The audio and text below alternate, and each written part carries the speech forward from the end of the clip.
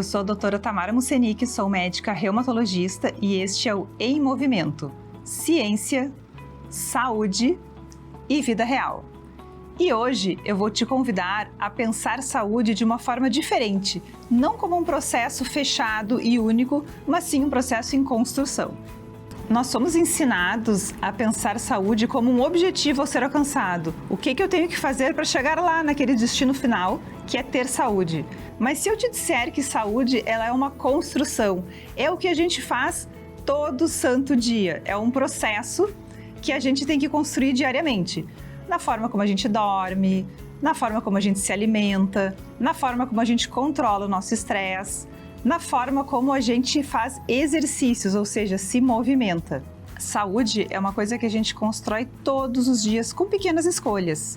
E tem também uma questão, a gente pode destruir ela também com escolhas erradas. E é por isso que eu estou aqui, para explicar como a gente pode construir saúde e como a gente pode não destruir ela. É importante lembrar que a maior parte da nossa saúde, ela não nasce de um evento isolado.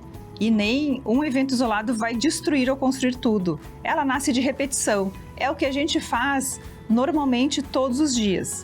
Então, ter algum dia que a gente não faz exatamente a coisa certa, não vai botar tudo a perder. A gente tem que ter uma construção contínua, a gente tem que ter repetição, e isso se chama rotina. Construir rotina é o primeiro ponto para a gente ter saúde. Eu vou explicar como é que isso faz sentido na vida real. Por exemplo, uma pessoa, um homem de 55 anos, que de repente tem um infarto. Isso não foi de repente, isso foi construindo ao longo de décadas. Então foram décadas de escolhas erradas, décadas em que ele optou em se alimentar com mais gordura saturada, décadas que ele fumou, por exemplo, décadas que ele conviveu com o estresse sem lidar, sem buscar formas de controlar esse estresse, décadas onde ele se alimentou errado, décadas em que ele escolheu ficar sentado no sofá nos finais de semana ao invés de se exercitar. E aí, de repente, ele tem o evento final de tudo isso que ele construiu ao longo da vida. E isso vale para o contrário também.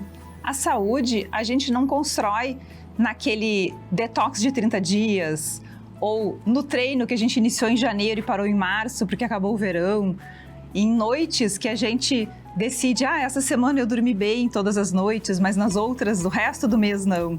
Isso é construído no nosso dia a dia. Então, a saúde a gente também tem que construir com pequenos hábitos para chegar nesse destino tão desejado, que é uma longevidade com saúde. Se tu ficar comigo até o final desse programa, talvez tu não saia com uma lista de coisas para fazer, né? Porque não é assim que a gente constrói saúde. Eu sei, eu imagino que tu espere que eu te diga 5 coisas que você pode fazer para construir saúde. Mas não é isso que eu vou trazer aqui. Eu vou ensinar que saúde a gente constrói com pequenas escolhas diárias. Lembre-se que nem todo mundo é igual, então a lista que funciona para um não vai funcionar para outro. Cada um vai ter que saber o seu próprio caminho dentro do seu contexto.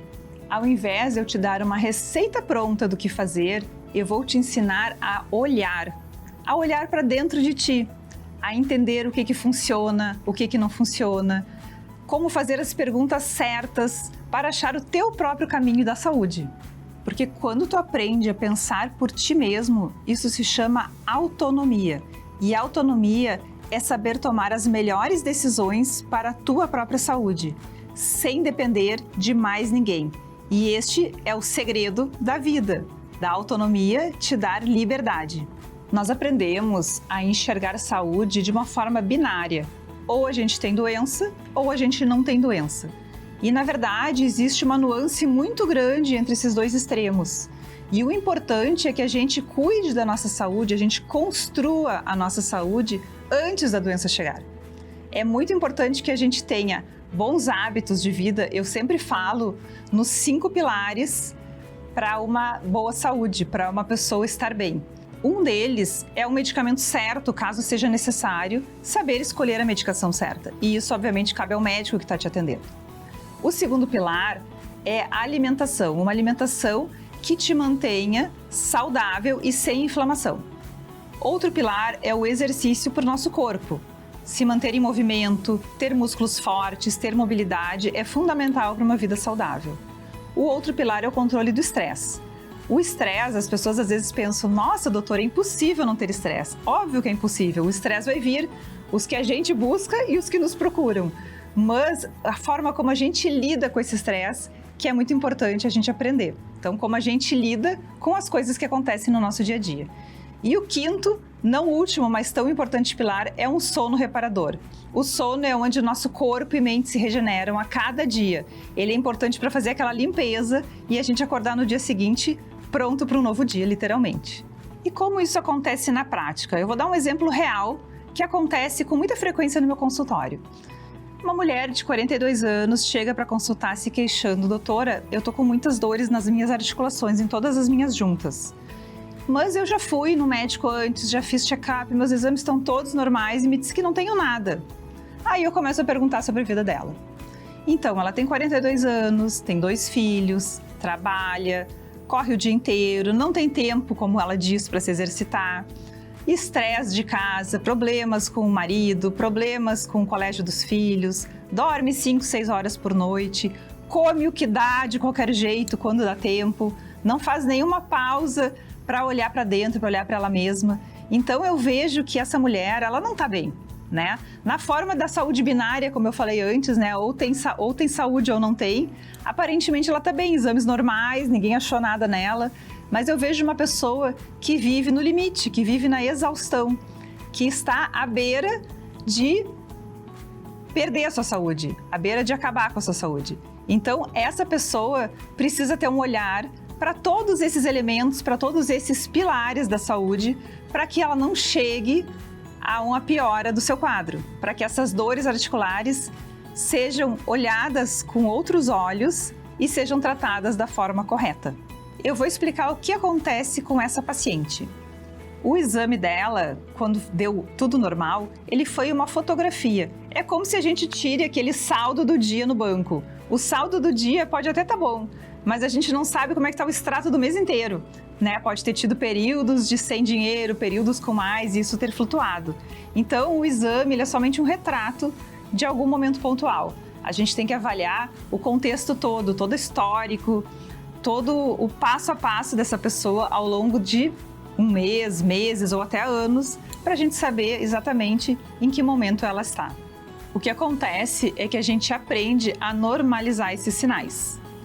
Ah, é cansaço, é só estresse, não está dormindo muito bem, comi demais ontem de noite, e pequenas justificativas que a gente vai dando. É muito comum também pessoas procurarem atendimento com alguma queixa e serem consideradas assim, dizerem para elas, ah, tu tá muito estressada, tu precisa descansar, tu precisa te exercitar, tu precisa te alimentar melhor. Mas e aí, qual é o caminho das pedras? É muito fácil dizer isso. E na verdade, todos nós sabemos, né, que nós precisamos dormir bem, nos alimentar bem, controlar estresse. Mas entre saber e saber como fazer, existe um abismo muito grande.